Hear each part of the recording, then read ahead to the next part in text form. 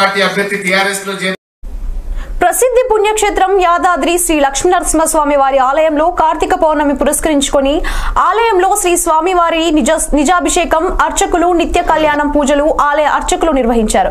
ఉదయం నుంచి ఆలయ పరిసరాల్లో భక్తులు కిటకిటలాడుతోంది. శ్రీ స్వామివారి దర్శనంకు క్యూ లైన్ లో భక్తులు బారులు తీరుతున్నారు.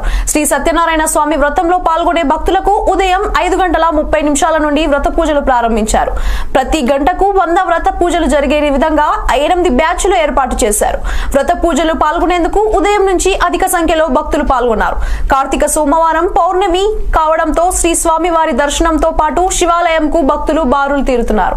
దర్శనం అనంతరం కార్తీక పౌర్ణమి సందర్భంగా ప్రత్యేక మహిళలు భక్తులకు కార్తీక దీపారాధన చేసుకున్నారు.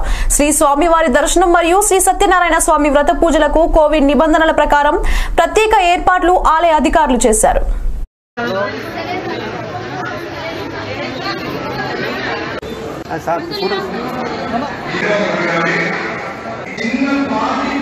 అందరికీ కూడా లక్ష్మీ నరసింహస్వామి దేవస్థానం తరఫున శుభాకాంక్షలు తెలియజేస్తూ ఈరోజు అక్కడ ఎక్కువ సంఖ్యలో సత్యనారాయణ స్వామి వ్రతకథలు జరుగుతాయి. అన్నవరం తర్వాత తెలంగాణ రాష్ట్రంలోనే ఎక్కువగా సత్యనారాయణ వ్రతాలు జరిగే ఆలయ ప్రాంగణం మన లక్ష్మీ నరసింహస్వామి వారి యాదాద్రి దేవస్థానంలో.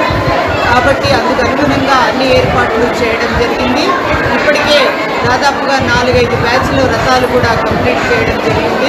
వచ్చిన భక్తులందరూ కూడా వారి కుటుంబంతో కలిసి వ్రత కథలు చెప్పించుకునే విధంగా అవసరమైన పూజా సామాగ్రిని, పురోహితులను, పారిశుద్ధ్య సిబ్బందిని అందరినీ కూడా ఏర్పాటు చేస్తూ ఆలయ సిబ్బంది అందరూ కూడా విధుల్లో ఉండి ఇప్పటికప్పుడు భక్తులకు తొందరగా సత్యనారాయణ స్వామి వ్రత కథలు చెప్పే విధంగా ఏర్పాట్లు చేయడం జరుగుతుంది.